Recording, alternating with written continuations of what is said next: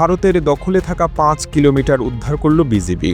ঝিনাইদহের মহেশপুর উপজেলার সীমান্ত এলাকায় ভারতের দখলে থাকা কোদলা নদীর ৫ কিলোমিটার উদ্ধার করেছে বিজিবি। স্বাধীনতার পর থেকেই নদীটির বাংলাদেশ সীমান্তের ওই অংশ দখল করে সেখানে আধিপত্য বিস্তার করে আসছিল ভারতের বিএসএফ। ৬ জানুয়ারি দুপুরে উপজেলার মাটিলা সীমান্তে কোদলা নদীর পাড়ে সংবাদ সম্মেলন করে এ তথ্যটি নিশ্চিত করেন বিজিবি মহেশপুর ৫৮ ব্যাটালিয়নের অধিনায়ক লেফটেন্যান্ট কর্নেল আজিজুল শহীদ। কিভাবে বিএসএফ থেকে বাংলাদেশের সম্পত্তি দখলে আনলো বিজিবি, বিস্তারিত থাকছে আজকের রিপোর্টে। মহেশপুর উপজেলার সীমান্ত এলাকার কোদলা নদীতে বাংলাদেশিরা গোসল ও মাছ ধরতে গেলে বাধা দিত বিএসএফ।